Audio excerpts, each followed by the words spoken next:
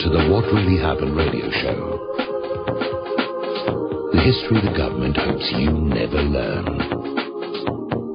Here is your host, Michael Rivero. And aloha, America. Welcome to our show today. It is Friday, September 18th, 2015, getting through the month here, end of the week, going into Kaahumanu Friday and the long weekend. We have got lots and lots of stuff to talk about today. The phone lines are open, 877-300-7645, 877-300-7645. Tom is sitting in our control room, twiddling the dials, keeping us out of trouble, feeding the giant mutant hamster, and ready to answer the phone when you call on in. Now, quick program note, the lovely Lady Claire will be joining us in hour number 3 with her unique perspective on current events here.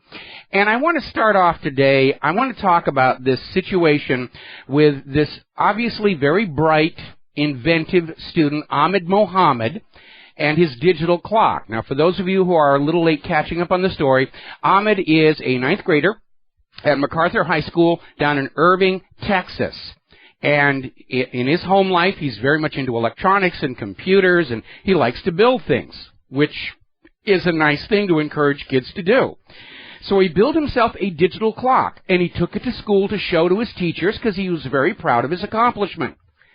And the teachers, apparently one teacher in the school administration said, "Oh my God, it's a bomb," and they called the police and had him led away in handcuffs.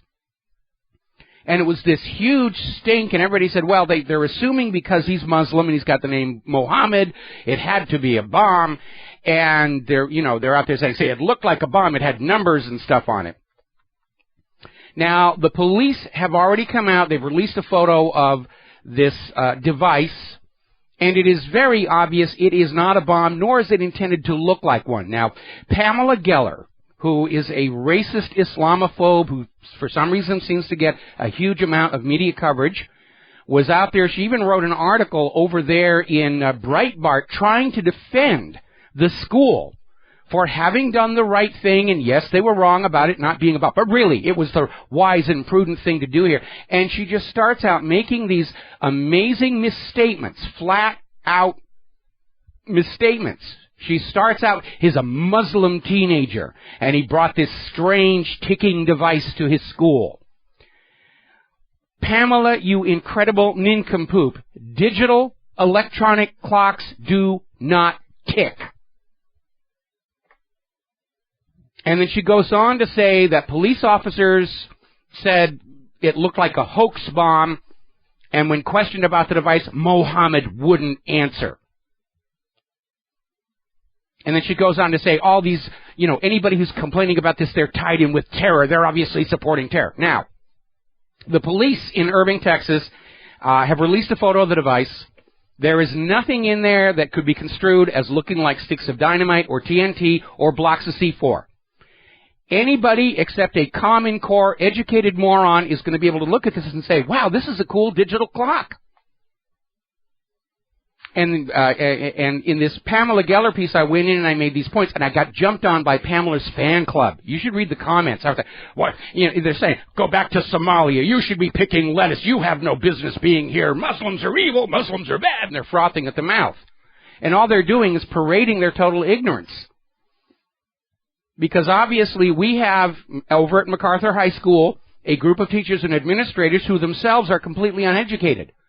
They can't look at a piece of technology and immediately know, hey, this is a digital clock one of our students built out of scratch. That's something that should be in a science fair, not in prison. And again, Pamela Geller's defenders are out there saying, well, it was made to look like a bomb. No, it wasn't. There's nothing that looks like sticks of TNT, nothing that looks like C4. I mean, you can go online and buy fake bombs that are supposed to be desk clocks and upset people, and, they've got sticks of fake TNT on them. Nothing like that here. And they just really, they're trying to basically say the school did the correct thing. No, you cannot do a correct thing based on an incorrect assumption. Now, immediately, plans for homemade digital clocks are flooding onto the Internet with the suggestion that high schoolers all across the country should start building them and taking them to school in order to educate these morons within the public school system as to what digital clocks actually look like, so they will not be inclined to panic when they see somebody's science fair project. All right, we're going to grab ourselves some phone calls here. Steve in California, aloha, welcome to the show. What's on your mind? Well, I read that this morning, too, and I just said well, that's a major knee-jerk reaction. But my question was, if they actually thought it was a bomb, how come they didn't do an evacuation? They always do an evacuation, and kids are all out of school. Valid point. Very valid point. No, they just grabbed the kid. He's Muslim. He's got something. Well, they immediately said it was a hoax bomb so they could explain why they hadn't evacuated the school.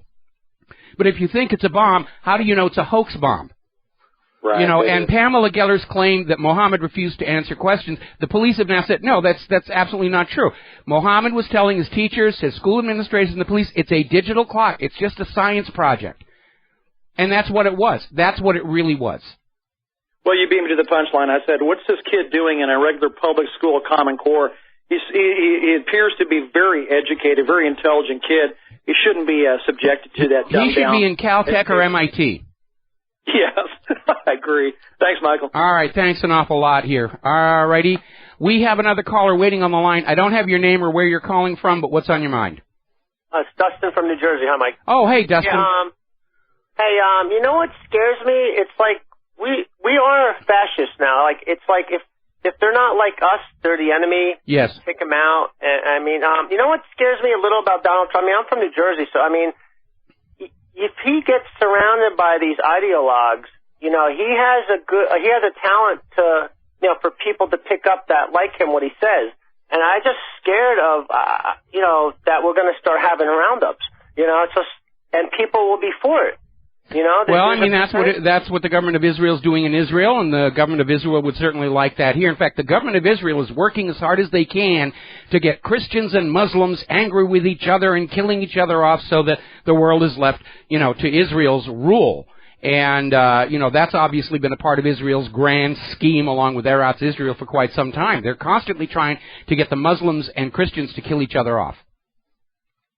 All right, thanks, Mike. All right, thanks an awful lot. We're going to let you go. And again, the problem I have with this, besides the overt racism and the utter stupidity of these teachers and administrators at MacArthur High School, is the message it sent to all the other students in that high school, where this bright kid comes in with something he has just designed and built himself, and he's slammed for it. He's put in handcuffs. He's led away by the police. And so the lesson all of these students at the high school just learned is, don't build anything, don't do any science fair projects, don't show any initiative or creativity. That's bad. You'll be arrested. And if that message is being taught to all of our students all across this country, then where is the next generation of designers and engineers going to come from that our nation needs? More H-1B visas? To get educated kids from other countries who haven't been brainwashed into thinking that they shouldn't do anything but consume and spend and borrow? That entire school administration and those teachers who got onto this Ahmed Mohammed's case over this science fair project ought to be fired right now as an example that the job of public education in this country is supposed to be education and not indoctrination, not terror. That's what they're doing. They're terrorizing kids to not think, not analyze, not do for themselves. That's what's going on here. This is absolutely scandalous that our schools are treating anybody this way. And again, having been in public school, having done creative things, having won a science fair, you know, I hope some really advanced institution of higher learning grabs this kid right now and says, forget about this high school nonsense. Come on in here. We're going to give you a lab. Let you go to work. He should. He should be at MIT or Caltech. We'll be right back. Hi, America. Welcome back to our show here, and we're going to go ahead and take a phone call now. Doug in Tennessee. Aloha. Welcome to the show. What's on your mind today? Aloha, Mike. Good afternoon. Commenting on the case of the ignorance gone to seed with the so-called clock bomb. This is just typical of the ignorance of our school districts. I really don't think that this is a sectarian issue. I mean, we've had children expelled from school for biting their Pop-Tart in the shape of a gun or drawing a gun or using their finger as a gun, and there's just a lot of I agree. It's all ridiculous. This is zero tolerance policy, and it's designed to basically emotionally paralyze kids so that they have zero initiative. They won't do anything on their own until some authority figure tells them. But this goes beyond that, because this kid did not intend to create a gun or a bomb or anything. He thought he was doing a good thing, showing how to build a digital clock. What is wrong with building a digital clock? And they still pound all over him. Yes, they were flat out in the wrong, and you are correct. Those teachers who punish kids for nibbling Pop-Tarts into the shape of a gun or even talking about guns, it's completely over the top. And it's designed to basically emotionally crush our kids down to a state of mental paralysis where they can't do anything until some authority figure says, you, go over and kill that person. You, go over and... Yeah. Before we get too sorry for this kid, let's remember he is going to get his 15 minutes of fame. He's been invited to the White House. I'm not feeling sorry for this kid. You know, I'm feeling very angry and outraged that our public school system has deteriorated to such a degree. And I understand Obama... Why weren't any of these other students invited to the White House? Well, you're going to have to ask the White House about that one. I mean, there's... well, figure it out. Well, I think that's kind of irrelevant to the subject under discussion. And I know the kid... It's irrelevant. Thank you very much for talking to me. Goodbye. Everyone's trying to get their political hits in on this thing. It comes down to the fact the school teachers and the administrators screwed up. And now everybody's in there trying to get their political agenda sold with it. Pamela Geller's in there. Oh, they were right to be suspicious because he's a Muslim. And now they're making a big, as this caller said, oh, it's all about Obama. They're trying to tie this back into this whole Muslim-Christian thing. The kid is a kid is a kid is a kid is a kid. It's a whiz kid. They go do a Google search and look at pictures of how he lives at home. He's got computers. He's got circuit boards. This guy is he's a young up-and-coming electronics whiz kid. And he didn't deserve to have what happened to him happen to him. All righty, now then, getting on to Syria, we're hearing talk from UprootedPalestinians.com that Russia is viewing what the U.S. is doing in Syria as trying to create a humanitarian catastrophe to justify a humanitarian intervention in that country. They're absolutely right. And Russia has beat them to the punch. And that's why everybody in the State Department and the White House is going, wacko, no, you can't come in. We have this all stage managed. We have it scripted. We drive the refugees to Europe. Europe panics. Europe signs on with us going into Syria and breaking into pieces and putting the refugees back in. We had it all perfectly planned. And then Russia comes in and spoils everything. And it has been derailed. And I think there is merit to this idea that the refugee crisis was at least in part manufactured. Because there have been a stream of refugees from all these countries the U.S. is invading and attacking and drone striking for years now. Only now is it being promoted as a crisis. And the reason I say this, yesterday somebody put up a drone video overlooking the border between Hungary and Serbia, where this huge clash is going on. And from the point of view of the drone, it's not that big a crowd. It really isn't. And then there was another video that came out today, and I noticed, they had bunches of bodies, but it was framed very tightly. Now, I've worked in the motion picture industry long enough to know that when somebody is framing the crowd tightly, it means that's the entire crowd. And there's nothing way out there in the distance or off to either side. I mean, in contrast, look at the pictures they took of the 1 million people protesting in Barcelona for Catalan independence. They got up on a building and they showed the scale of the entire crowd. And so, yeah, I think the U.S. goal was to fan up the scale of the refugee crisis. And it is a crisis and it is a humanitarian disaster. I'm not taking away from that. But it was being fanned up to pressure Europe to go along with a U.S. plan to break Syria into pieces as a humanitarian intervention. And, yeah, Russia got in there and beat them to the punch, saying, we're going to help Assad get rid of ISIS and Al-Qaeda, and then the Syrians can come back to a united Syria. And so the U.S. war agenda just took a major stumble. Russia has announced that if Syria asks them to send combat troops, they will seriously consider it. And it underscores a point everybody needs to keep in their minds. Syria's legitimate government has asked the Russians for help. Syria's legitimate government has not invited the United States to come in and bomb their country. So you know who the bad guys are here, who the aggressors are. Now, there's another article over in Middle East Eye talking about U.S. boots on the ground in Syria, the possibility of Russian boots on the ground, and whether this would actually turn into a U.S.-Russia proxy war on the ground. And it very well could, because we're hearing from sources inside the State Department that the U.S. is thinking that if they can get into a proxy war with Russia in Syria, it'll wear them down and exhaust them, as happened to the Soviet Union in Afghanistan. But the Soviet Union is gone, and modern Russia has a strong economy. They have an efficient weapons development system, unlike the United States of America. And if the U.S. gets into a proxy war in Syria against the Russian republics, it's going to be a new Vietnam. The Russians are confident that's what happened, what will happen if they can get the U.S. into a prolonged war of attrition in Syria, in Iran, wherever. And looking at the quality of America's military and how much it costs, yeah, Russia can win a war of attrition against us right now. The U.S. is economically exhausted, militarily exhausted, all the weapon stockpiles are drawn down, all the weapons are worn out, because they're not really built to last if you think about it. Now, there was a big stink not too long ago about a Syria-bound Russian cargo. The U.S. had Bulgaria block it, claiming it was weapons.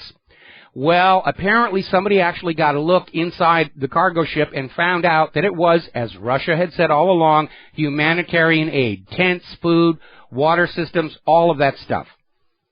And the U.S. had Bulgaria block it, just so they could say, we've blocked a shipment of Russian weapons to Syria, which the U.S. really doesn't have a legal right to do, because Syria's government has asked Russia for help.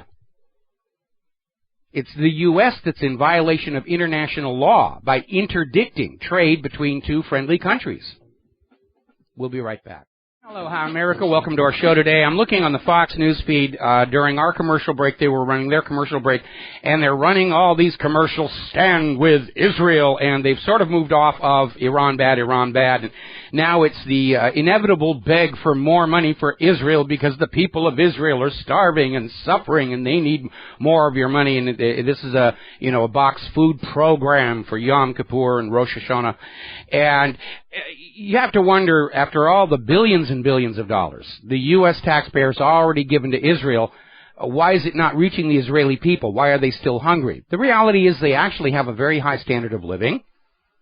If you're Israeli and not these other marginalized people.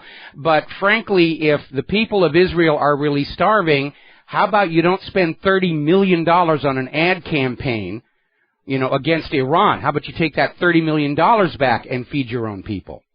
But it's a continuing pattern. No matter how much is given to Israel by the United States, by Canada, by Europe, by whoever, it's never enough. They have to beg more. We're suffering. We're starving. We're on the verge of collapse. Get tired of it after a while. They're also showing, apparently, Jeb Bush is now addressing a group of conservatives down in South Carolina. And there's a little exercise you may want to try from time to time when you're seeing one of these political parasites up there on a stage. Turn off the sound. Just watch their faces and their body language. Pay no attention to the words. And their body language is usually going to tell you a lot more about the candidate than the empty promises they're making, which they're never going to keep anyway. And Jeb's body language is not that of somebody who feels confident that he's going to win. In fact, he looks like a televangelist up there.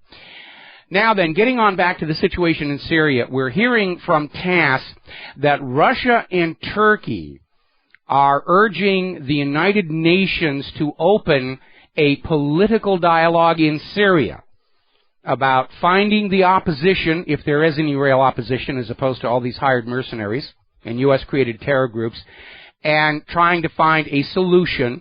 And they're emphasizing the solution will include Assad staying on. And, of course, that's the sticking point for the United States. They are absolutely dedicated to the idea that Bashar al-Assad has to go to be replaced by a U.S.-chosen puppet regime. And that is the stalemate that we are seeing over there. Now, up in Ukraine, the militia over in Luhansk is accusing Kiev of violating the ceasefire twice over the last 24 hours. Now, the number of violations has trended down, but they are still going on. Meanwhile, a top Russian pundit is observing that if Donbass were to merge with Russia, it's an addition of 3.5 million new citizens. So they're starting to open up that discussion about the eastern Ukrainian republics repeating what Crimea did. Vote to secede from the U.S. puppet regime in Kiev and vote to join with Russia. And I want to hit that point because the Western media still is treating what Crimea did as Russia came in and invaded and stole them and did all these evil things. No, the Crimeans just didn't want to live under the Western banking Ponzi scheme money junkie system, is what it came down to. Now, over in Poland, there's a political scientist, Mateusz Piskorski, who says Ukraine's status as a state is beginning to crumble. It may not survive much longer because it's falling apart. It's not even functioning as a state any longer. It's a bunch of warlords in Kiev trying to conquer the Eastern Ukrainian Republic. They're broke, hideously in debt, and they've lost the support of the world except for the U.S. money junkies and the ECB money junkies. We're going to grab a phone call here now. Ron in New York. Aloha. Welcome to the show. What's on your mind? Aloha, Mike. Question. I've looked at your Oil Wars or Banker Wars video, and I had a question about the Saudis and the petrodollar. Now, what makes it? I mean, why didn't we just invade Saudi Arabia like we did Iraq instead of being dependent on them? You know, for our dollar to stay afloat because of their oil. I know I heard you say sometime before that, you know, they should be careful, Saudis, because you never know. But what stopped us in the past from doing that? Well, what stopped us in the past was the fact that especially coming out of Vietnam, the U.S. went through a period where the American public is not supportive of war, and we're certainly not supportive of war right now. The U.S. invades a country only as a last resort to head off something that really threatens the U.S. dollar. They invaded Iraq because Iraq was selling their oil for the euro. They invaded Libya because Libya was selling their oil for the gold dinar. And the necessity of making all natural resources trade only for the U.S. dollar is driving a lot of what's going on. But Saudi Arabia's oil is already trading for the U.S. dollar. That's basically the foundation of the petrodollar deal. So the U.S. doesn't need to go into Saudi Arabia. Saudi Arabia and the U.S. have been working together where Saudi Arabia sells their oil for the U.S. dollar. They invest those dollars in the United States of America, and everybody's happy with that arrangement, except, of course, Israel. Okay, now you said if the Saudis ever really wanted to hurt us, they would have to just stop selling their oil on the dollar and pull out all their investments. Could you explain, like, the latter more about pulling out all their money in their investments? Okay, yeah. This was something I came out with in response to all of these people who are trying now to blame Saudi Arabia for 9/11. First it was Afghanistan, bomb them. Then, it was Iraq did 9/11, bomb then. Now they're trying to claim that Iran was part of 9/11, and there have been a lot of people, usually the Israel firsters out there saying, no, it was really Saudi Arabia did 9/11, we should attack them.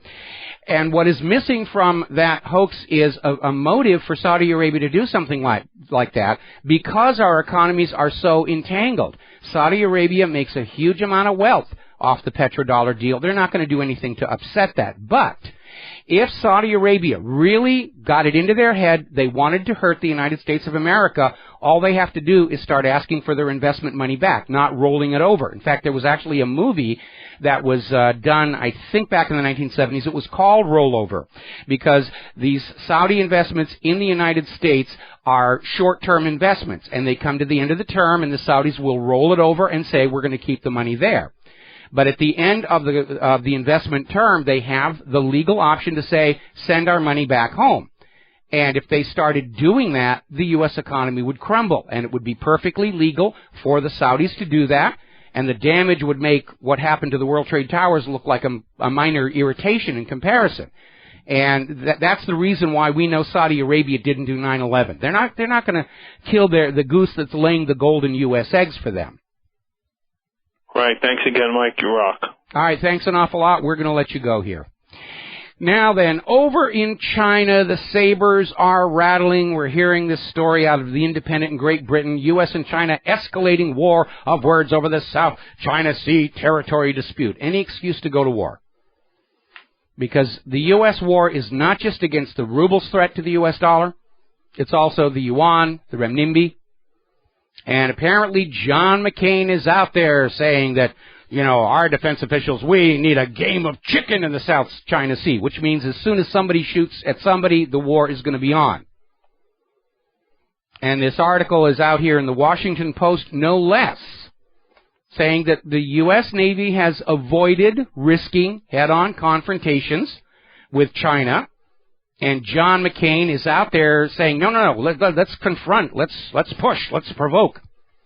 And John McCain, if you really feel that is necessary to provoke China into a war, here's your rifle, here's your parachute, here's your day-glow jumpsuit left over from the CIA's torture centers. Watch your head climbing into that transport plane, and we're going to call China and tell them you are on your way to kick their butts all by yourself. But we're going to sit this one out. Thank you very much. We'll be back after these words from our sponsors.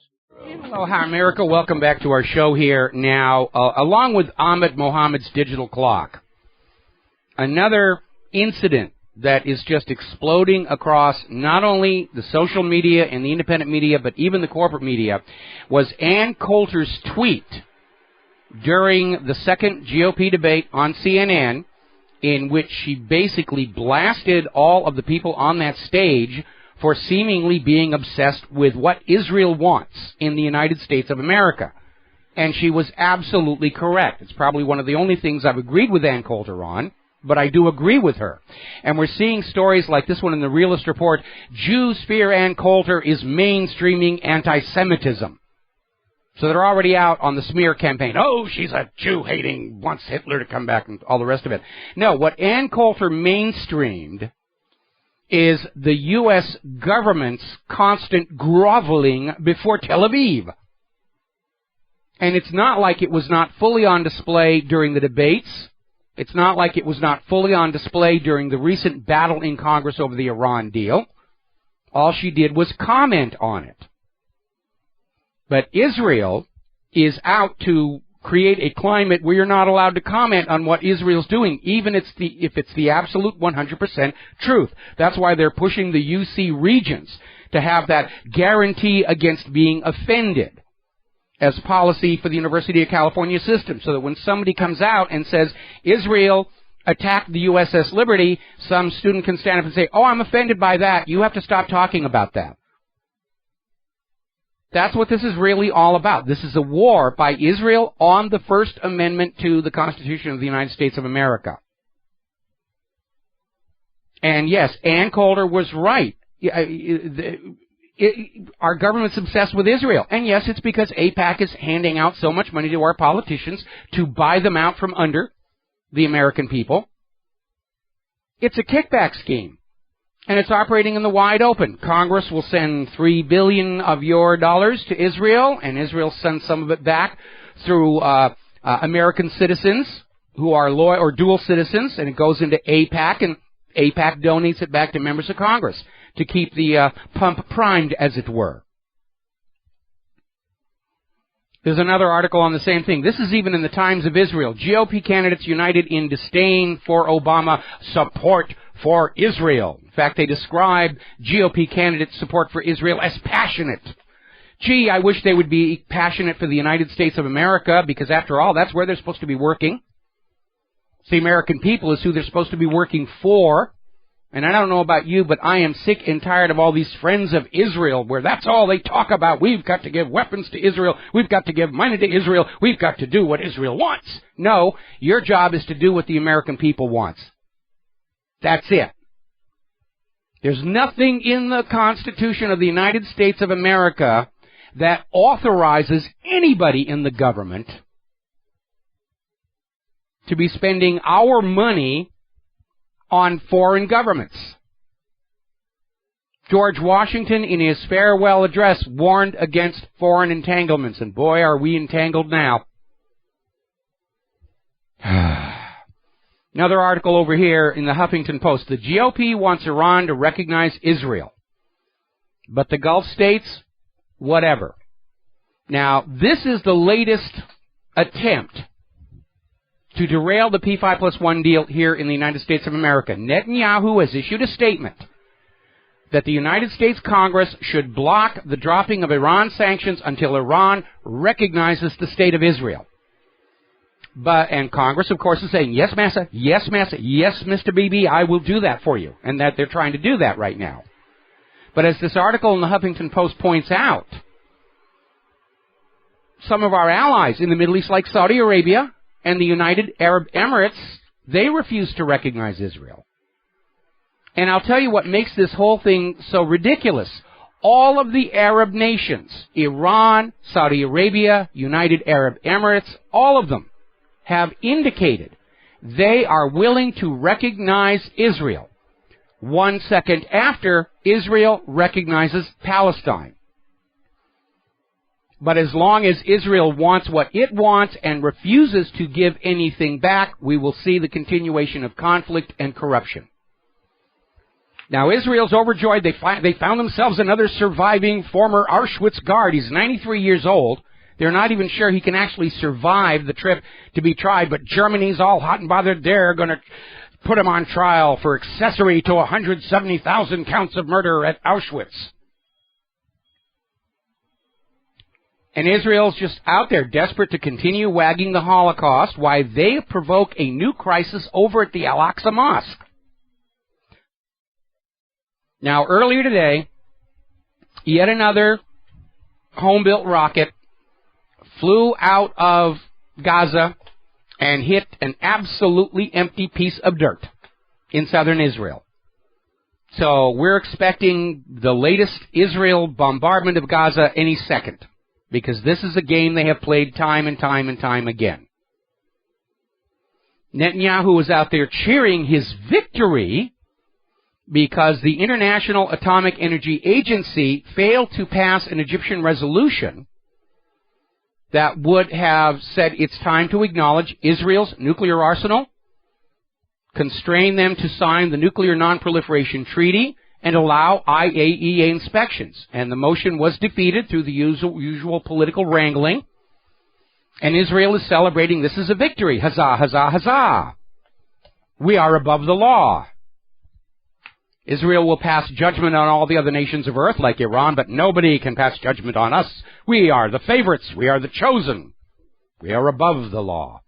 Speaking above the law, it certainly seems to be the case over in Great Britain, where activists succeeded in getting a petition put together on their equivalent of the White House petition site, went way beyond the minimum number of signatures required to force a debate on this issue in Parliament. And the Parliament simply said, nah, go away. We're not going to arrest Netanyahu. He's above the law. Don't you understand that? So the British Parliament is just as bought and paid for as the U.S. Congress. Now, a lot of people are very concerned about Israel's continuing attacks against the Al-Aqsa Mosque. It has come out that a lot of these attacks are being organized by a group that wants the mosque torn down to make way for the third temple of Jerusalem. And apparently, today, members of the Likud party itself entered the compound, accompanied by the IDF. Now, remember, when Ariel Sharon desecrated the compound, that's what triggered the first Intifada. So this is clearly an attempt to provoke a response that Israel can then seize to say, see, those Muslims, they're being unreasonable, we have to go and kill them all. King Solomon has called President Obama over the Israeli escalation at Al-Aqsa Mosque because all of those holy sites are technically under the jurisdiction of Jordan, and they're very concerned about Israel's blatant attempts to provoke a response. Clashes over in East Jerusalem and the West Bank, Palestinians and Israeli policemen being harmed. And remember, Israel's not supposed to be in East Jerusalem at all. The United Nations divided Jerusalem into 4 components, one for each of the main religions. But Jerusalem wants it all. And finally, there's an article over in Desert Peace. Helen Thomas was right. And basically saying these incursions, these aggressions by Israel are part of a strategy aimed at justifying an eventual Israeli takeover of the Holy Mount to tear down the mosque and put up a Jewish temple in its place. And when it ignites a war across the entire Middle East, guess who Israel is expecting to come in and fight it for them? They're not going to risk their own precious children. That's what your kids are for. Now, as you know, next week the Pope is going to be visiting the United States of America, and the Washington Post is reporting this is going to be the largest security operation in U.S. history. It's already straining law enforcement resources in Washington, New York, and Philadelphia, and I hope the security is very, very good. Between this refugee crisis propaganda and Ahmad Mohammed's digital clock, there's clearly an agenda to fan up anti-Muslim hate, to get Christians angry against Muslims, and nothing would move that agenda along more quickly than the Pope being assassinated and some Muslim patsy being framed for it. So, Pope, please wear your Kevlar vestments and keep your head down, because we could see a return to the unholy crusades if anything happens to the Pope. We're going to take a break for our top of the hour news and commercials. We'll be right back. Aloha, America. Welcome back to our show, hour number 2. The phone lines are open, 877-300-7645. And I got to tell you, I don't know what we're going to do with Carly Fiorina's Ghost of Hewlett-Packard, because just a couple of weeks ago, Claire's office laser jet from pre-Carly time died, and that's not a complaint. We got a lot of use out of it, and I bought a newer Hewlett-Packard printer to replace it. It's been only 2 weeks. It just quit working. So I don't know what's going on with that company, and I'm not surprised they're having to lay off all these people. All right, getting on back to the international news. Apparently, ties between Azerbaijan and the European Union have hit a new low. And the question is, will Azerbaijan now pivot back toward Russia? Yeah, because everybody aligning with the United States and the European Union are getting a raw deal. And just like Ukraine wanted to do, they're thinking, well, we're going to get a better deal doing business with Russia and China, which means we can expect a coup d'etat in Azerbaijan and another civil war and another revolution, because by golly, you're going to be our slaves and not do business with anybody else. Apparently, India is looking at warming up relations with Russia. The world is definitely changing. Russia's out there making deals. The U.S. is making war. Guess who people want to do business with? Now, over at the State Department, we've been talking about all these phony terrorists who've been out there. We're talking about all this covert funding to ISIS and Al-Qaeda in Syria. We're talking about gun running from Libya to Syria through the consulate in Benghazi while Hillary Clinton was Secretary of State. And now there is a State Department whistleblower, J. Michael Springman. He's former head of the American Visa Bureau in Jeddah, Saudi Arabia. And basically this guy has gone out there saying that the U.S. intelligence agencies have been creating and funding and supporting these terrorist groups all the way back to the 1980s.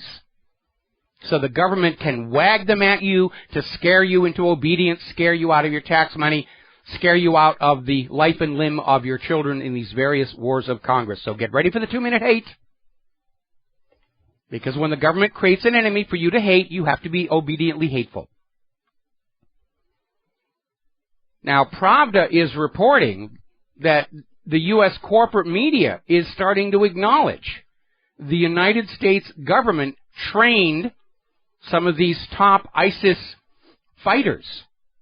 Business Insider was talking about how Tarkan Betarashvili, known as Abu Omar al-Shishani in Syria, was trained by the U.S. Special Forces in Georgia. And you know what's down there, the School of the Americas, or whatever they're calling themselves today. And the School of the Americas is where the U.S. government trains all the puppet ruler dictators that it imposes on other countries around the world. That's what's been going on. And this is why these countries hate the United States of America. They don't hate us for our freedoms. They don't hate us for Disneyland. They don't hate us for whatever. They hate the United States because the United States comes into their countries, overthrows their government, puts in a dictatorship, and then bleeds the place dry. Speaking of deceptions, over in Great Britain, they're out there screaming there are 3,000 domestic extremists plotting to attack Britain. Be afraid, be afraid, be afraid, be afraid. Isn't it kind of funny that on one hand they're saying we have to let in all these immigrants from Mexico, all these refugees fleeing U.S.-attacked countries, and then they turn around and say, we've got a domestic terror problem. Sounds to me like bad management, and incompetence on a scale like that justifies the immediate termination of the involved governments for being incompetent. Isn't it amazing that when you have a business and you have an employee that isn't doing the job right, you can let them go.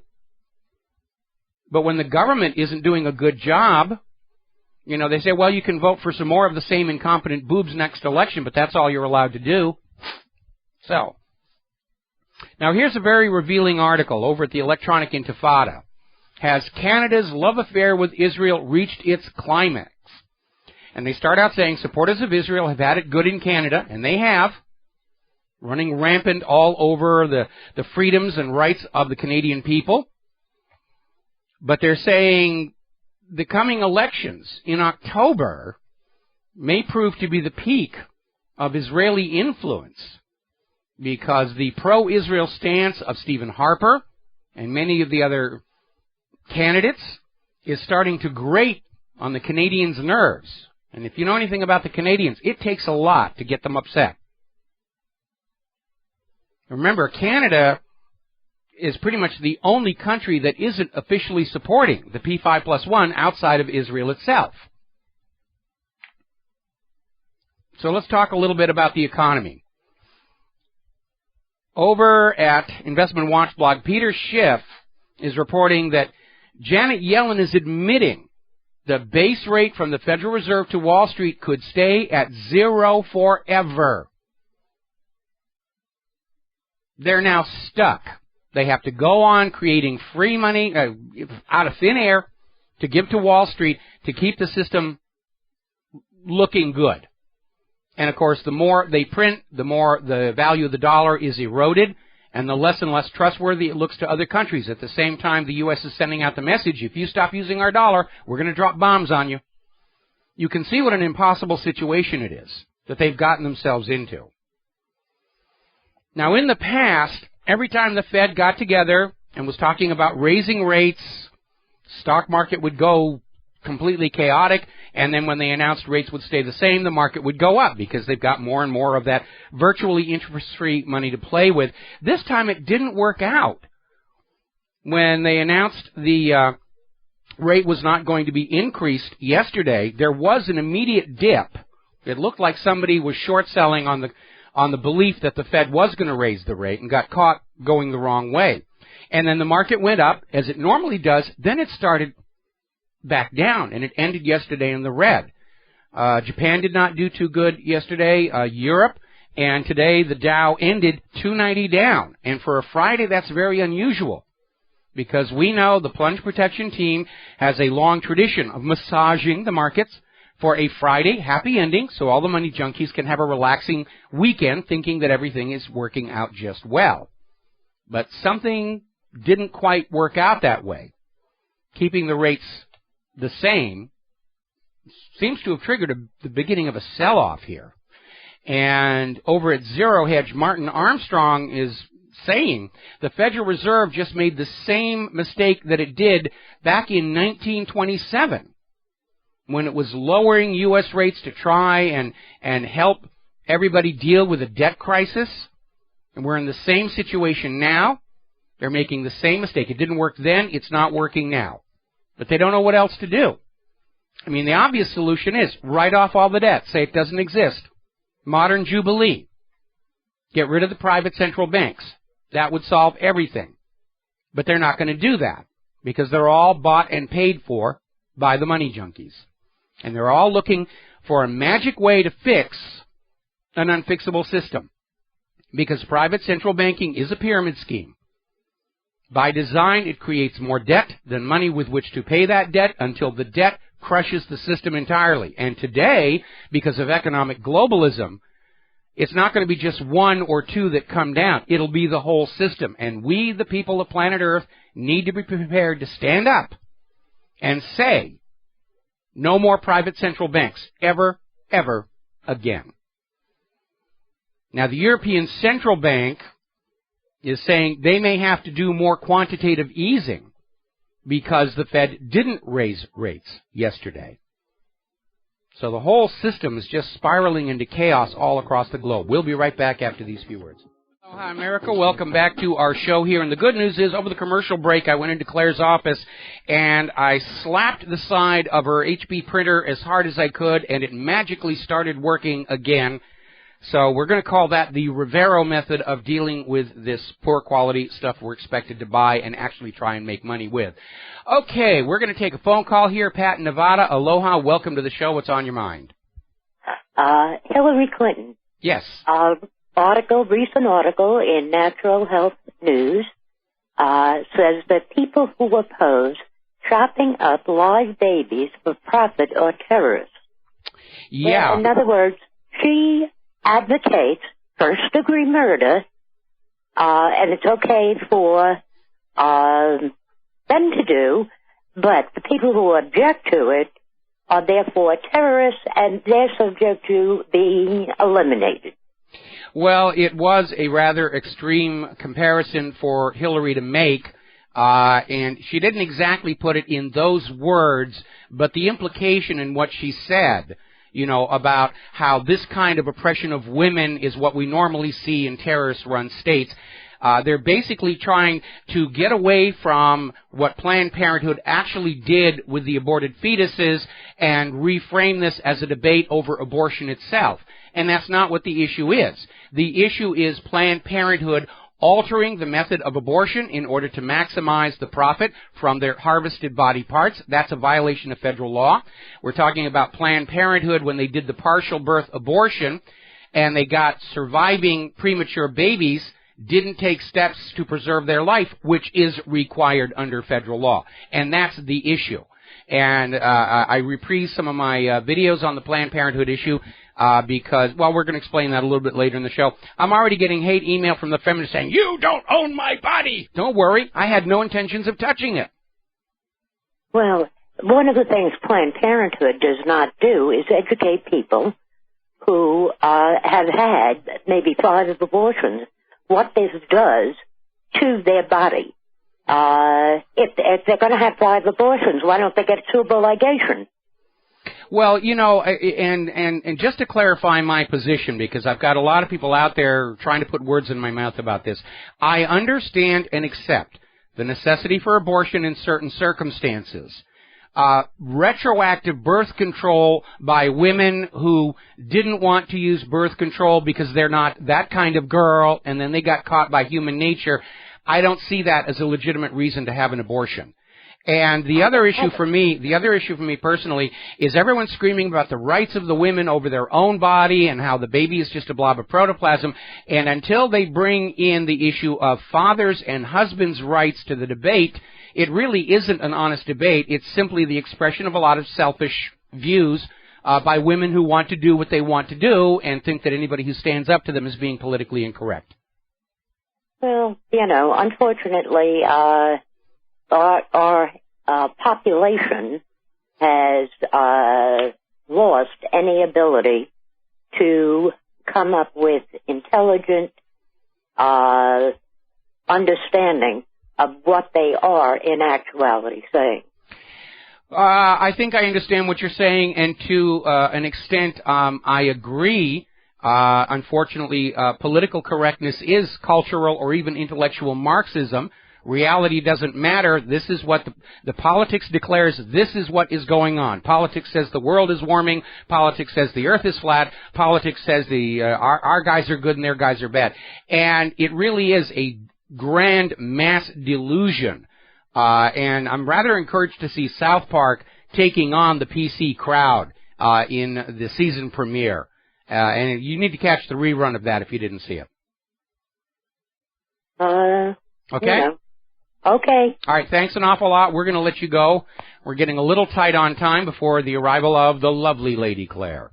Now, over in Finland, their population has reached the end of their rope regarding austerity, which is a polite word for you must make do with less so the bankers can have more. You must make do with less so the bankers can have more. And by the way, little definition here.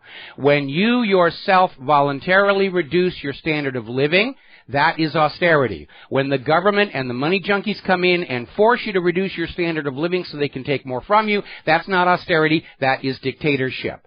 But there's a massive strike, biggest strike in over 20 years. Something like 30,000 people walked off of all kinds of jobs. Public transportation is shut down. Air travel is shut down. They are really fed up with this money junkie greed and the connivance of their own government with this. Now then, over in Kiev, as you know, they're in serious economic trouble. They're actually in worse trouble than Greece, but whereas the money junkies are coming down on Greece and trying to privatize it and buy the Parthenon to put in front of Sheldon Adelson's casino out there in Nevada and things like that, everybody's trying to cut Kiev a bunch of slack. And now they're talking about simply writing off the debt so that Poroshenko can go on borrowing to spend more money to kill the Eastern Ukrainians who don't want to work for him and the ECB. But it turns out there's one group holding at least 25% of Kiev's debt that says they have a veto over any debt write-off, and they're not going to go with that. They're refusing to write off the debt. And that could put Kiev over the edge into default. And that Polish political scientist may be right. Ukraine is just not going to be here much longer. Now, here in the United States of America, as the prosperity tide, or to be more accurate, the prosperity illusion recedes, the ugly reality of wealth inequality is exposed. We've seen all this talk about American prosperity, but it's concentrated in that top 1% or 1/10 of 1%. It's not reaching Main Street America, and you don't need me to tell you that. Walk down the center street of your nearest town, look at all the homeless people, look at all the closed retail spaces, look at the general shabbiness, run-down, poorly maintained quality of the streets and sidewalks and fittings, and you will understand we are living under pure economic fascism where the government and business suck all the wealth out of the people and they give nothing back, other than more debts to pay for quantitative easing and TARP and so forth. Russia and Brazil are accelerating their move to a bilateral currency exchange program to settle all their accounts in their own national currencies. And that has been part of the BRICS arrangement all along. The more the Federal Reserve cranks out brand new dollars for Wall Street to play with, the faster and faster other countries are saying, we really don't want to get caught up in this mess here. So, we have been commenting on the skyrocketing price of buying a home. There's something like 100 million zombie homes in this country that are for sale that nobody can afford. Maybe that's deliberate. Certainly that idea that these homes are worth something is essential to propping up the illusion of wealth for the people. But we're seeing more and more the American dream of home ownership vanish. We're being turned into a nation of renters, and I think that's intentional. It's part of the new feudalism, the new serfdom. You spend your life renting everything from the masters. We'll be right back. Aloha, America. Welcome back to the show here. And we have been talking about the inadvisability of getting into a major war with a military peer with the current state of U.S. weapons procurement. Because in the United States of America, weapons procurement is all about the money. It's all about soaking the taxpayer for trillions in dollars and giving it to defense contractors who kick a significant part of it back as campaign donations to cooperative members of the United States Congress. And because it's all about making the money as opposed to actually making weapons that work, there's a lot of bloating and add-on, there's cost-plus contracting that incentivizes companies to just add more and more stuff onto the weapon systems until they're virtually unusable. And I remember a couple of years ago going out to one of the many military display shows they have on Hawaii bases out at Kaneohe and seeing a Seahawk F sub-hunting helicopter, and half of the Sonobui ports were blocked off by this something that was bolted to the side. And I was asking the operator, doesn't this get in the way of doing your job? And he goes, yeah. And I said, why is it there? And he says, we were told to put it on there. And I've mentioned many times a very entertaining movie called The Pentagon Wars. I'm informed that it's actually out there on the Internet in its entirety if you can hunt it down. It's based on a book that was written by somebody inside the Pentagon about the development of the Bradley infantry fighting vehicle and how it just went through this evolution of starting out as a simple, great little idea, and everybody got involved and said, we got to add this, we got to add this, got to add this, and wound up with something that was hideously expensive and not very effective. And that gets us to the current generation of U.S. weapons, and we've been talking about the F-35 multi-role fighter for quite some time, all of the problems that it's dealing with, the single most expensive military aircraft development program in U.S. history. It's cost more than the gross domestic product of all of Australia. It's still not in active service. Cannot fly in the fog, cannot fly near lightning, cannot fly in the rain. The helmet control fire system still does not work. The so-called invisible plane scanner system can't resolve. The networked target tracking identification system still presents multiple targets when there's only one. The software for the cannon is not going to be ready until something like 2019. It is a disaster. And now we are hearing, courtesy of Sputnik News, that the United States Air Force has finally been forced to admit, after losing simulated combat with current Russian and Chinese jets in a 1970s vintage American fighter, the F-35 cannot dogfight. It cannot do air-to-air combat. It has to stand off and rely on its missiles. And the U.S. went down that path once before with the Phantom F-4. And the U.S. was so confident that their new generation of missiles meant dogfighting was a thing of the past, the first F-4s were built without even having an onboard cannon. They had to add one later in a belly pod, the G-pod. And the U.S. kill ratio in Vietnam, without the cannon, without dogfighting, fell down to 3-1. Whereas with dogfighting capability, it had been 12-1. You all remember the opening speech from Top Gun. They talk about dogfighting skills. What they don't mention is the reason for that disaster was the F-4 wasn't encouraged to dogfight, didn't have the weapons to dogfight. And now, because the F-35 can't dogfight, they're going to go down that same path again. Oh, we don't have to worry, the missiles will take care of everything. But the F-35 looks really cool when it's on display there. That's got to be worth something. Is that worth $1 trillion in development costs? I don't think so. Now, getting on to the elections here, apparently one of Joe Biden's advisors would have been well advised to keep his mouth shut, apparently was overheard on an Amtrak train, confirming that Joe Biden is going to run for the White House next year. 100% Joe is in the race. And I'm sure over at the Hillary Clinton campaign headquarters, the ashtrays are flying into the wall right now. Now, speaking of Hillary, there's a news story coming on out that apparently Obama's Undersecretary of State for Management, Patrick Kennedy, over at the State Department, asked Hillary Clinton's legal counsel to destroy copies of a classified email in his possession having to do with Benghazi, what happened at the consulate. Now, this is coming out of Judicial Watch. Hillary Clinton's lawyer balked at that request because of the laws saying that he basically had to preserve his client's information, and because it's classified, classified documents cannot be destroyed by somebody who is not cleared to see to their destruction.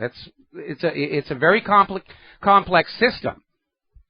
Classified documents are classified by the originating agency or by some other authority, but they may not be destroyed or disposed of without somebody qualified, cleared to be handling and destroying the documents in according to the process. Because when a classified document is to be destroyed, notifications have to go out. This document no longer exists. The classification is revoked. There's a whole long process. But apparently the State Department was asking for these specific records to be destroyed regarding Benghazi. Now, here's the kicker. All of these records are government property. They're the property of the American people. And they're not supposed to be destroyed just with a phone call. And this underscores the fact that behind the tip of the iceberg of the email server itself, there are some far worse scandals still hidden down there in the depths. What really happened at Benghazi, the supplying of Libyan weapons to Al-Qaeda and ISIS in Syria, that part has been confirmed. And, of course, my pet theory that the combination of a private server with weaker security than Ashley Madison and a charitable foundation able to accept foreign donations is a perfect setup for Hillary Clinton to have been repeating the 1996 Chinagate scandal out of the State Department itself. This would be the nation's worst spy scandal if it were to be confirmed. And we're looking for anything that will confirm that.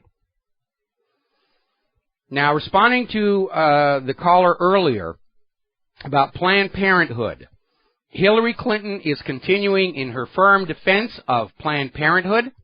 They're trying to basically get the discussion away from how Planned Parenthood treated the aborted babies back to it's a woman's right to choose and to obfuscate what's going on. Now, Hillary Clinton is on TV saying, all these videos are nonsense. It's not what Planned Parenthood is doing. And yet, Hillary Clinton won't confirm whether she's actually watched the Planned Parenthood videos herself. She was on the Situation Room with Wolf Blitzer and saying these videos are nonsense. It's all a setup. But she hasn't looked at them. But says Planned Parenthood deserves continued funding so that women and girls who are seeking the kinds of services that are provided will be able to get them, especially those trailer trash sluts knocked up by Bill Clinton, apparently. But it didn't work because the House just voted to freeze federal funding for Planned Parenthood for an entire year while they investigate whether or not Planned Parenthood violated federal law. And more to the point, whether what they're doing is ethical or moral. Whether they were driven by the welfare of the women or just making a fast buck, carving up the babies and selling them for pieces. We'll be right back after these few words.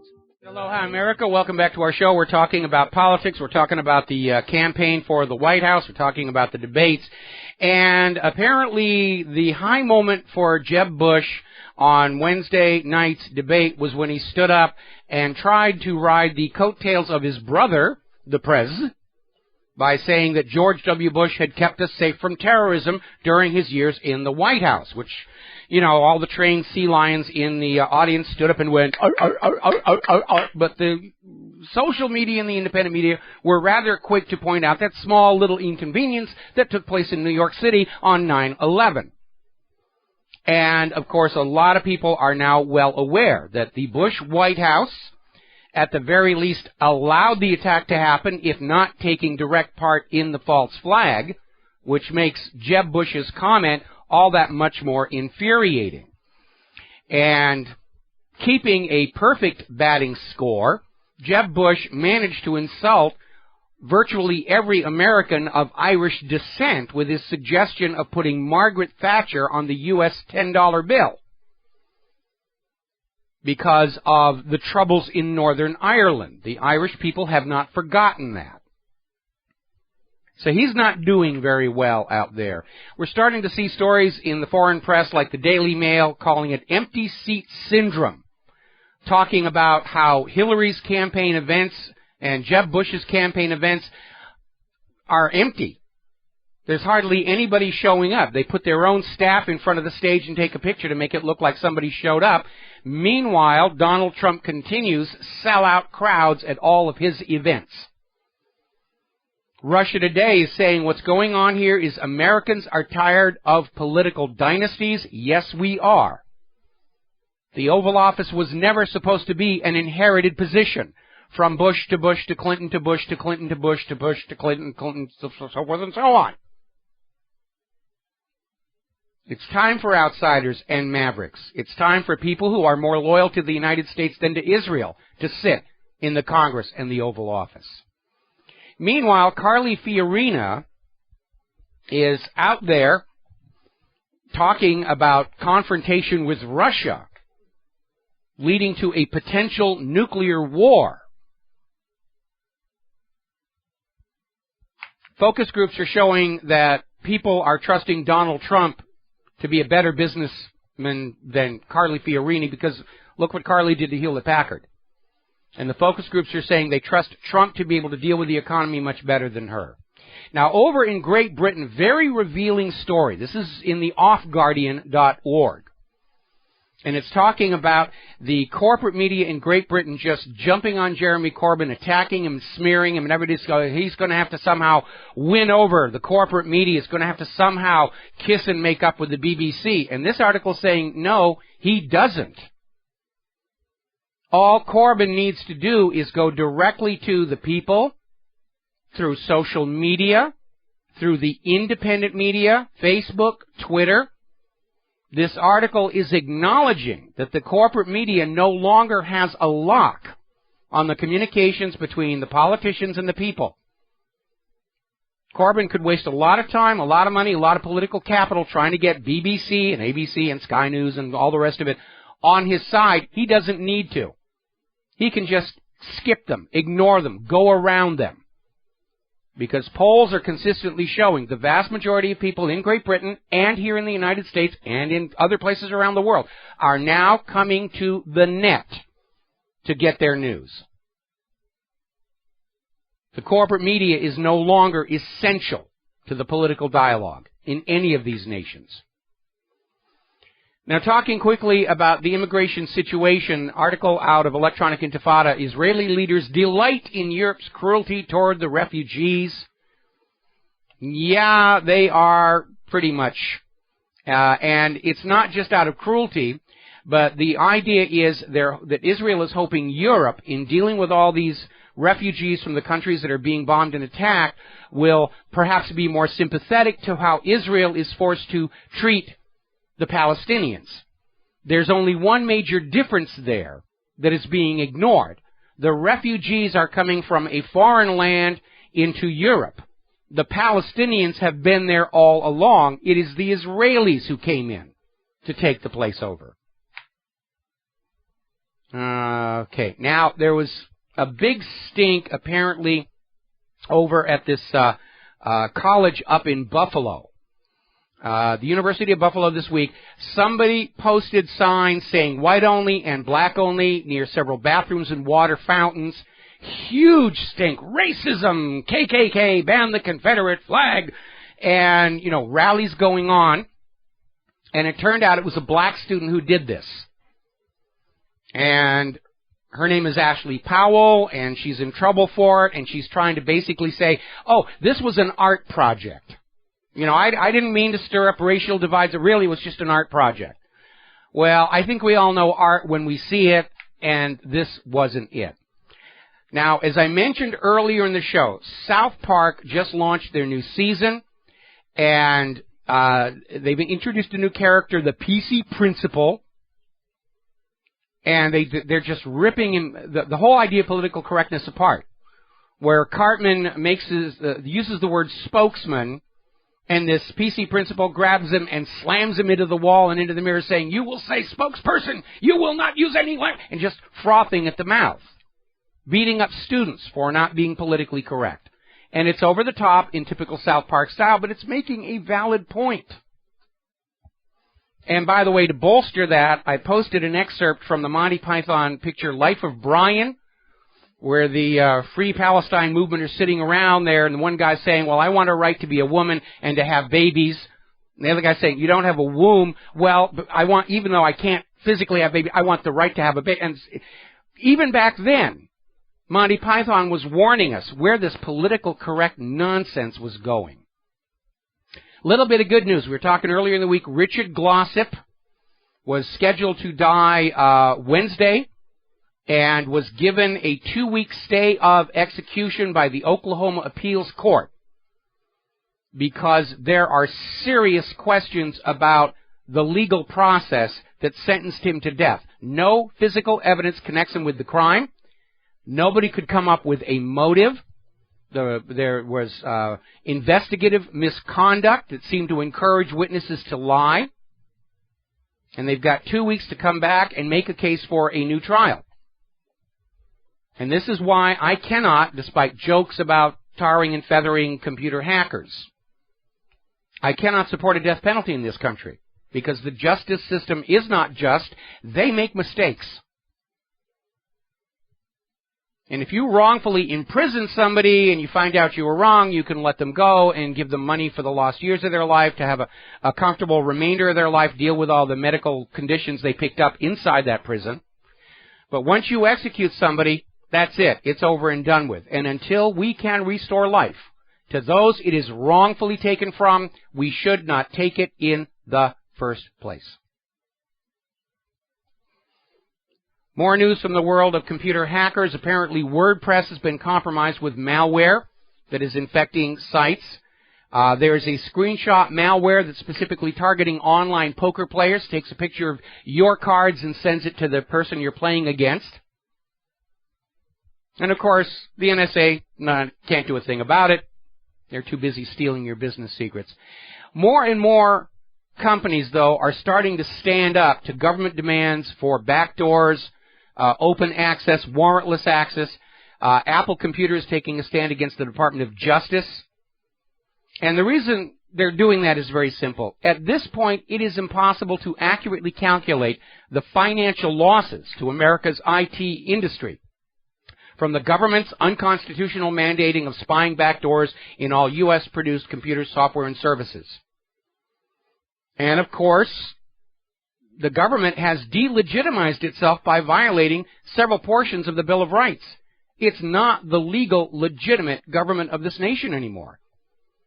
Only when it is fully in compliance with that Constitution and the Bill of Rights, the original contract with America, is the government legal and legitimate. And when it fails that test, we, the American people, are no longer obligated to obey their dictates, pay their bills, certainly not to sacrifice the lives of our children in pointless wars of conquest to make the money junkies richer than they already are. We got to take a break for our top of the hour news. We'll be back with the lovely Lady Claire.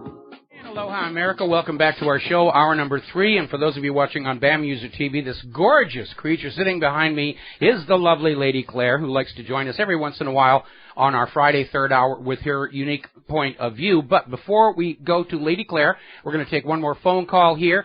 DJ in Georgia, aloha. Welcome to the show. What's on your mind?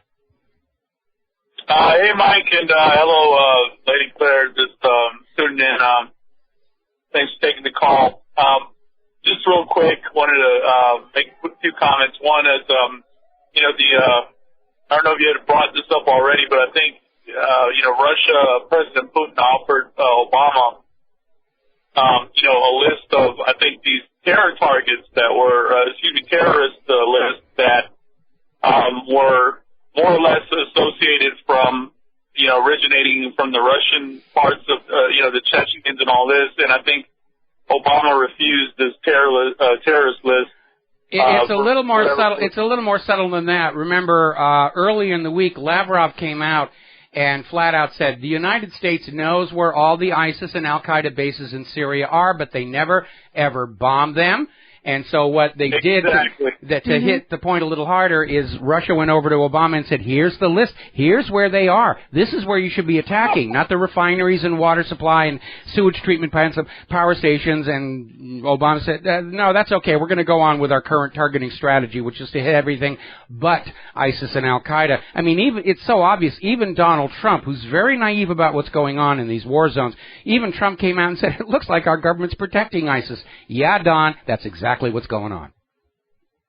Exactly, and that part, I thought that part was hilarious, and it's just getting out more open these days about how obvious it is as far as which side Washington is on. Yeah, very much so. And the last comment was, yesterday you made a comment about a government grant going out to somehow try to figure out how psychologically they can, I guess, manipulate the masses and all this. And I was just thinking back to how I know the independent media doesn't always pick up on some of the fringe issues, but we've been talking about HAARP and some of the fluoridation and all this stuff, which is, to me, ties in with the program. Well, the fluoridation does.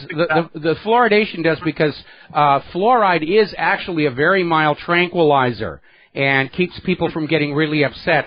HAARP, of course, was never about high-altitude auroral research, which is what the acronym is supposed to stand for. It was a test bed for a medium-wave synthetic aperture radar that was hoping to bounce off the ionosphere and do imaging radar below the horizon. They never could get it to work, and of course it's now obsoleted by space-based radar systems.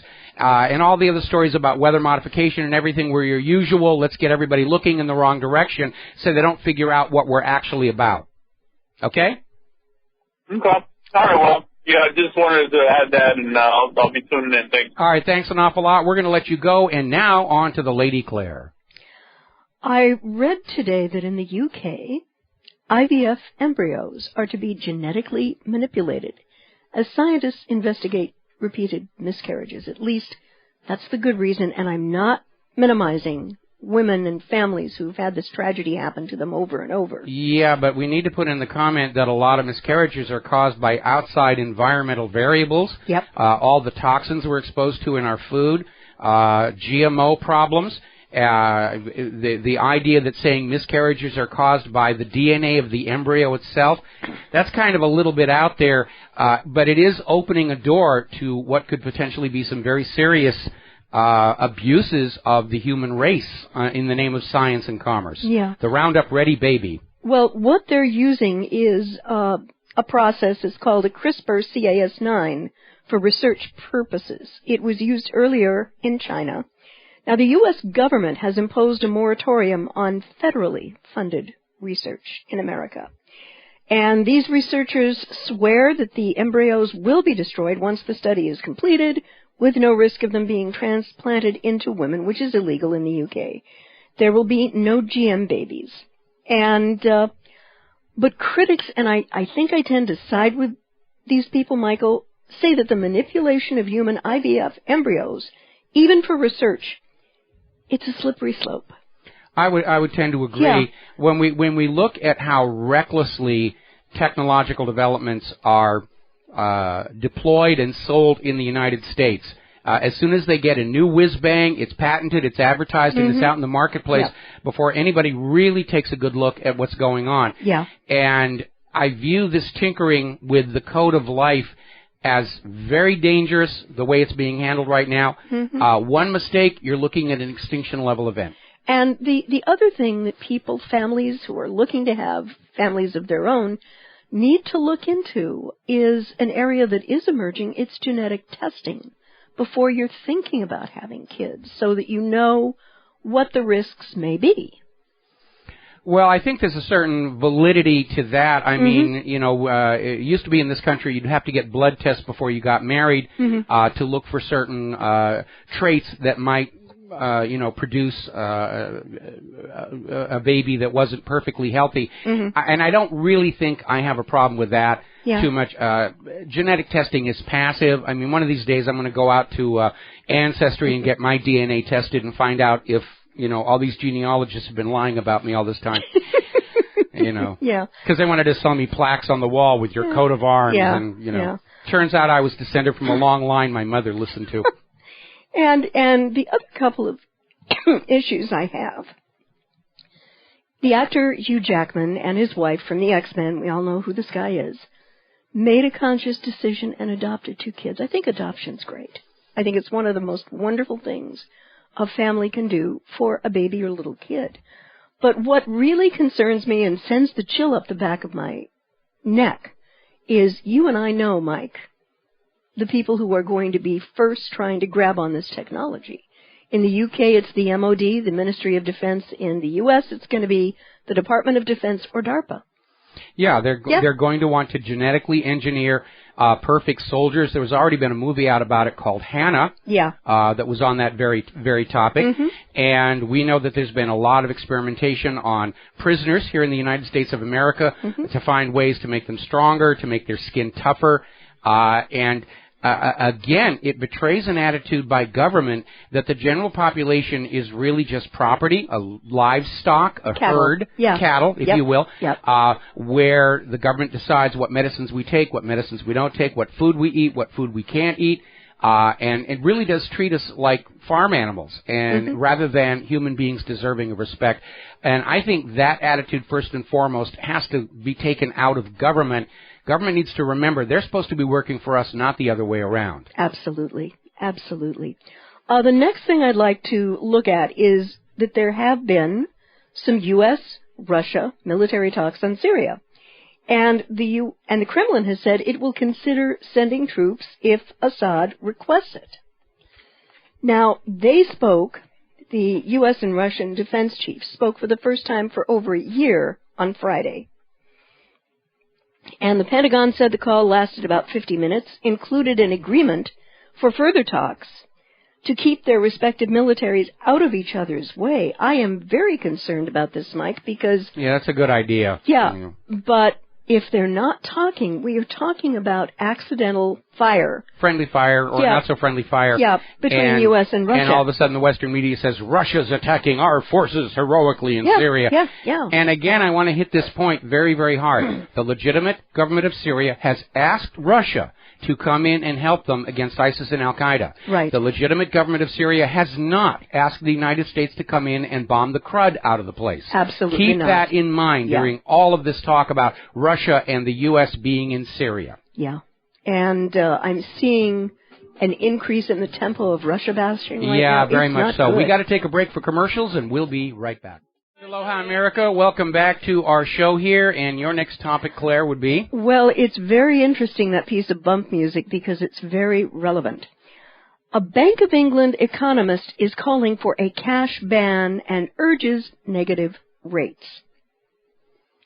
Now, that is very interesting. Obviously, negative rates, meaning that if you put your money in the bank will just take part of it away from you. You put $100 into a savings account, you'll get $90 out. Yeah. That's a really raw deal. The only way they can enforce that is to say you're not allowed to have cash. And we're seeing this all over. They're trying to come up with ideas where they're going to tax you if you have cash. If you take your money out of the bank in cash, they will put a tax on that. The reason for this is very simple. They're very, very scared about runs on the bank during the coming economic crisis, so they want to put in a system where people can't go to the bank and get their money out as cash. All they can do is say, please move it to another bank, and they'll say, all right, I'll type it in the computer. Rest assured, your wealth was transferred to someplace else. And ultimately, I don't think it's going to work. People want to have cash. They want the anonymity of cash. And if they ban cash, what are the politicians going to stick in the G-strings of the strippers? I mean, there's a certain practical aspect. Plus, you have organized crime that has a great deal of influence over the government. Yeah. They need cash. You have the Central Intelligence Agency, which is selling drugs all over the world. They have to operate in cash. Yeah. I think it's an idea that's doomed to fail, but it does illustrate just how frightened the bankers are that the population of the world as a whole are starting to pull away from the banks and say, we'll take care of our own money and our own wealth.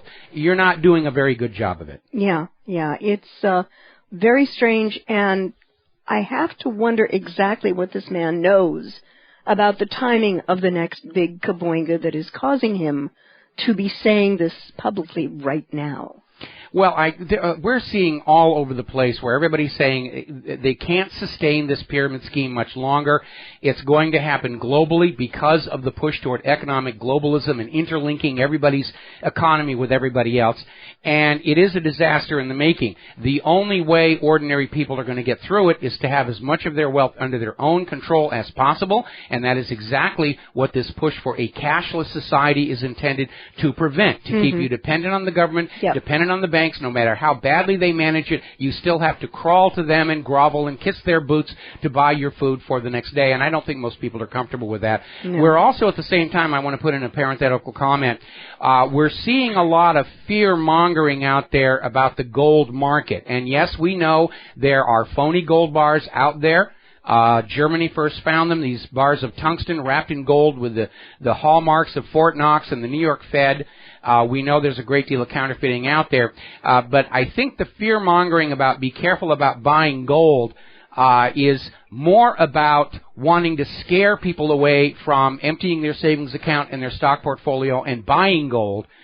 Because right now the New York Fed is coming up short. J.P. Morgan's vaults are almost empty from all the repatriation, and there's still a lot more claims for gold coming in.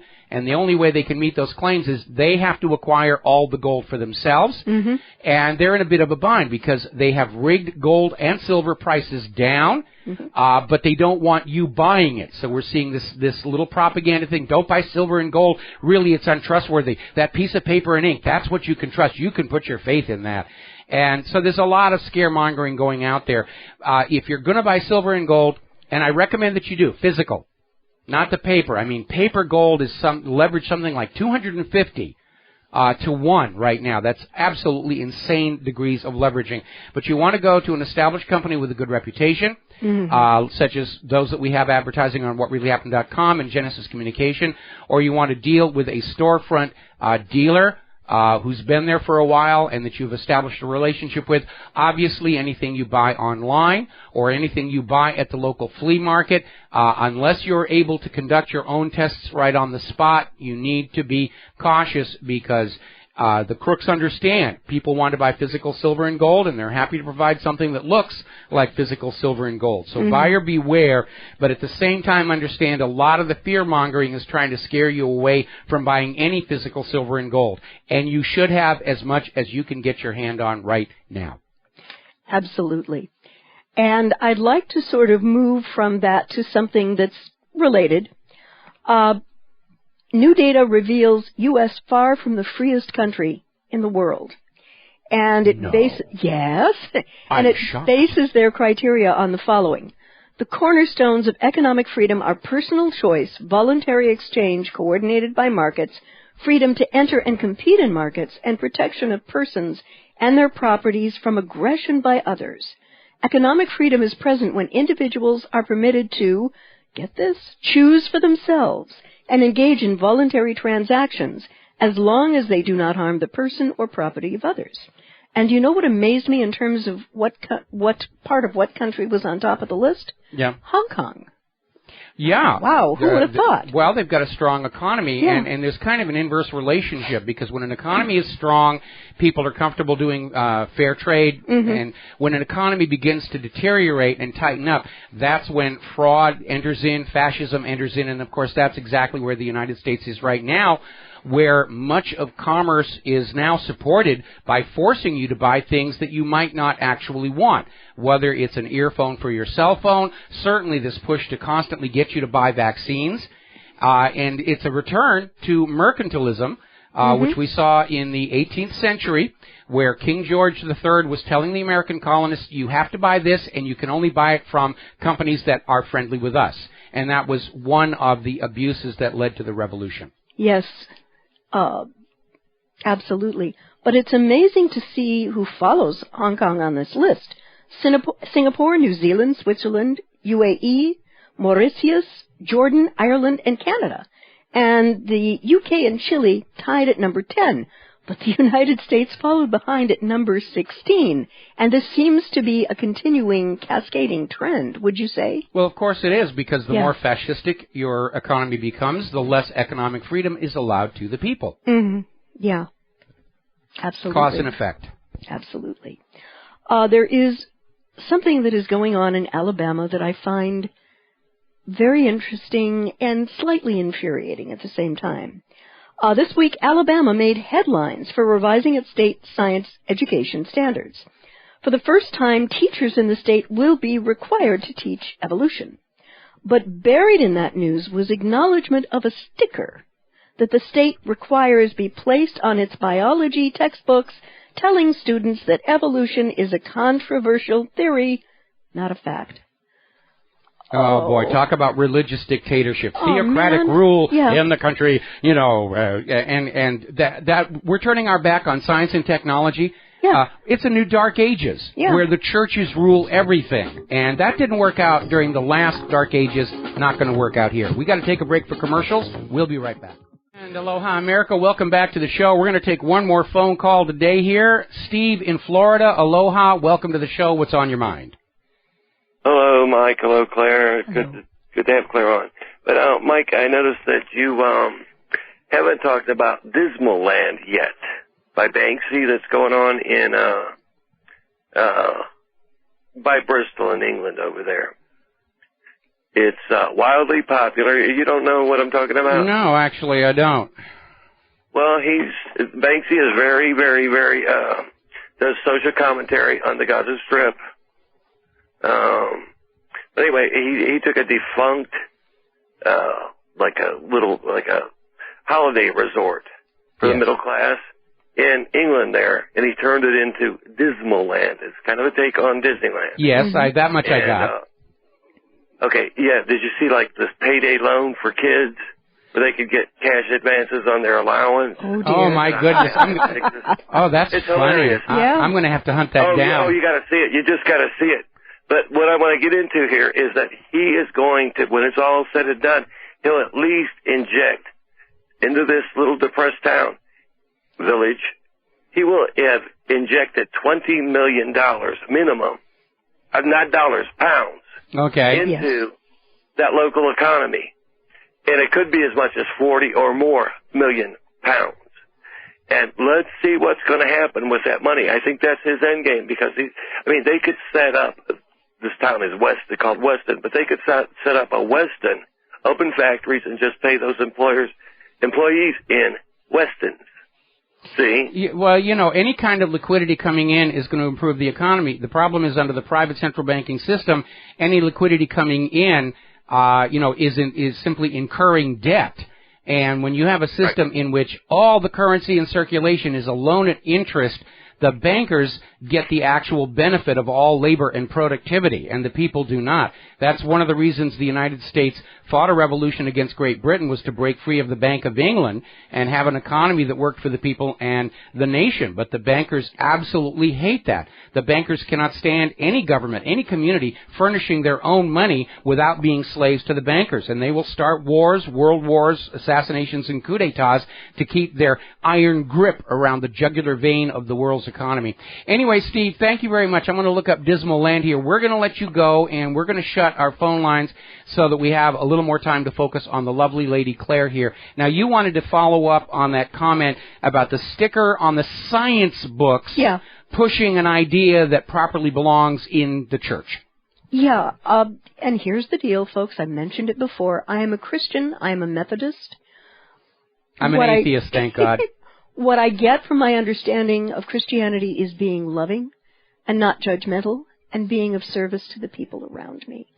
But that does not cause me to be blind to science. And I don't think Christians have to be. I think, we need to accept it. I would never be the Christian scientist with appendicitis. I would go in and get the darned appendix out, But I think that there is a way of balancing faith and science, and it's not by deriding science. That's my unfortunately, judgment on that. Unfortunately, among the more fanatical people, they don't want a balance. They want their world where everybody believes as they're told to believe, or we will set you on fire. Theocracies are dangerous. They are, They're whether it's really a Muslim dangerous. theocracy, a Jewish theocracy, or a Christian theocracy. Amen to that. And, if you're not too sure about that, go back and look at the history of the Unholy Crusades and the Inquisition, the witch burnings, the witch hangings in Salem, Massachusetts. Oh, and the Children's Crusade. Let's not forget about that. Oh, yes, that man. was... Yeah, and, let's not ignore the fact that there seems to be a major problem among certain clergy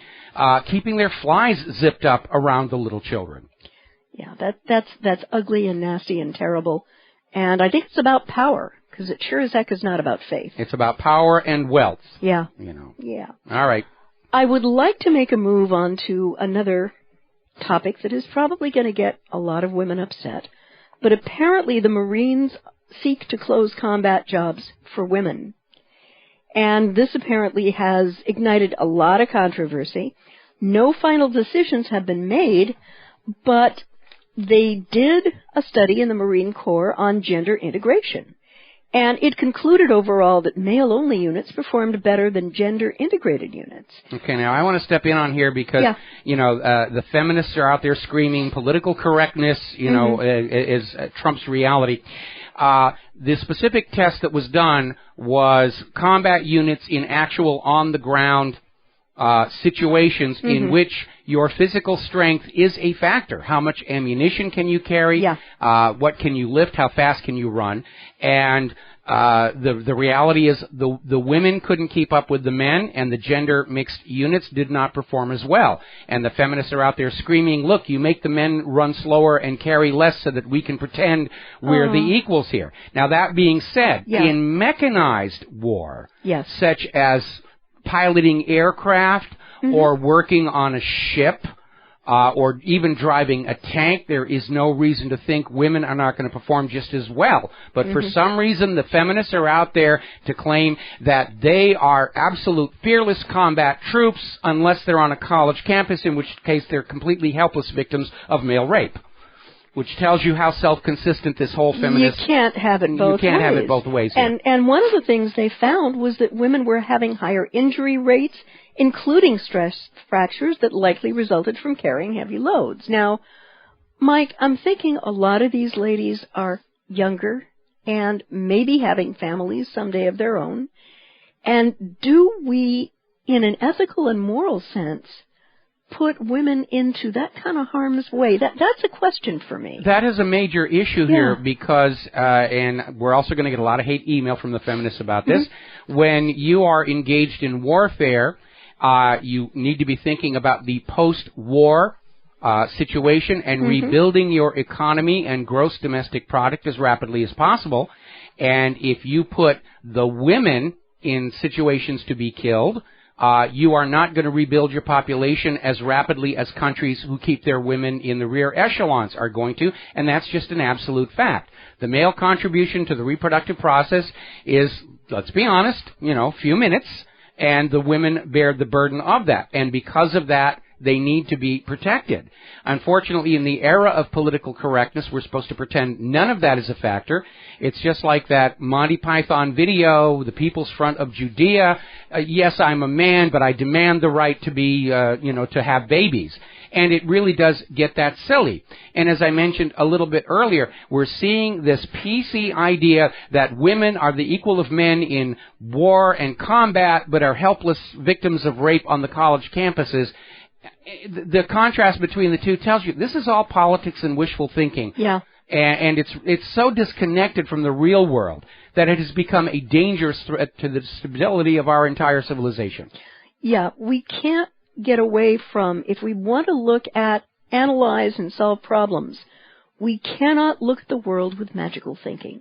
We have to look at the world with real-world thinking. Absolutely. Yeah. Unfortunately, religions and political movements can't deal with reality because all of the promises they're making to their supporters is that they can overturn reality with enough political will. We can vote ourselves a repeal of the law of gravity. We can, seriously.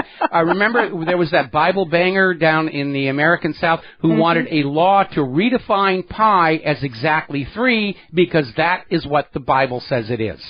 And it's nonsense. Yeah. But people actually buy into this stuff. They really, really do. I think very wounded people buy into this because they are desperate for certainty when life is the absolute antithesis of certainty. I think there's a lot of people who just aren't educated but want to think they've got all the answers, and they grab a holy text and say, I know all I need to know, and I'll set fire to anybody smarter than I am. We got to take a break for commercials. We'll be right back. And aloha, America. Welcome back to the last segment of our Powhana Friday program here. And before I turn the microphone back over to the lovely lady Claire, got an interesting email asking, when are we going to start seeing warning stickers stuck on the Bible to warn people about stories, where father lets his daughters get gangbanged and then knocks them up himself? women made from ribs, talking snakes, magic apples. You know, it's kind of a little weird in there. The cosmic Jewish zombie who's his own father. Anyway, what would you like to talk about next? Yes, apparently in Russia, several large Russian banks are already using a SWIFT equivalent. And what this is, it's a way of doing international transactions, and SWIFT had been the only game in town, and the Russians said, I don't think so. Well, the U.S. was weaponizing SWIFT. Yeah, they were using it to enforce dollar hegemony. They were using it to enforce the sanction system. And, of course, inevitably, when you have a system everybody is using and you start abusing it, whether it's SWIFT or even the U.S. dollar itself, people start saying, we're just going to go our own way. Yeah. And that, of course, is exactly what leads to intervention by the United States. Because you're not allowed to go your own way. You will be a slave to our systems. Well, Elvira Nabiullina is the central bank chief for the Russian central bank. And she said that they're really very close to there. And apparently people are using it, banks are using it, and turning away from the Western-centric SWIFT. Yeah, and it's accelerating. The more that the Federal Reserve pours out all this instant money to prop up Wall Street and make it look like we've got a working economy, it only puts pressure on other countries to just bail on the entire fraud, because that's what it is. And our economy is not working. The fact that the rich are still rich, the fact that Wall Street is getting all this money from the Federal Reserve, that's not a functioning economy. No. A functioning economy is ample amounts of currency flowing through all levels of society into all necessary areas of investment to keep everything working together. Just having a play act that Wall Street is doing well and the 1%ers are doing well, that's not a working economy. That's an economy that's already shut down, and everybody's just scrambling to grab what's left before it finally falls apart. Yeah. It's going to be a very interesting couple of months economically. I would be very surprised if we make it to the end of the year without a major upheaval in the American financial system, which unfortunately the contagion is going to spread certainly down to ordinary Americans. I mean, we don't deal with the stock market. We're just trying to get by. But the way the system is set up is every time the money junkies stumble, we are made to pay for all the losses, and that too is the core of economic fascism. Yeah. I would like to sort of zap on over to Saudi Arabia, and that maybe it's time for the United States to rethink its relationship with that country. Apparently, King Salman lives large. At the end of July, he vacationed in the French Riviera. Public beach had to be fenced off for the occasion and a temporary elevator built to bring the 79-year-old ruler down to the sand. And as big as the mansion was, it couldn't contain the entire retinue. Forbes reported that there were 1,000 people around him on this trip. Now let's bop over to Yemen, where the U.S.-enabled Saudi regime is trying to knock out the forces that got out the al-Hadi government that the Yemen people did not particularly like. And which has now returned out of exile to try and claim victory. Yeah. Pyrrhic, I think, is going to be the word that's going to be used. And UNICEF said in August that 10 million kids in Yemen need urgent humanitarian assistance. And, of course, assistance has been shut out. And 10 million kids is an abstraction, but think about one kid crying all night in pain or hunger and multiply the sound by about 10 million times. And remember, collective punishment of a people is a war crime. Yeah. Under international law. Mm-hmm. And what we're seeing here is a repeat of what we're seeing in Iraq and a repeat of what we're seeing in Libya, and that is countries trying to kick out their U.S. puppet rulers are collectively punished. Mm-hmm. I know you don't want to face up to this, America, but the United States government is the bad guy in this coming world war. They're the aggressors, they're the war criminals, using torture, concentration camps. Except for the Nazis had much cooler looking uniforms, were virtually indistinguishable from them.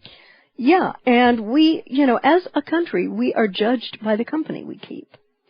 Saudi Arabia just doesn't have enough executioners. I mean, they've been advertising for them recently.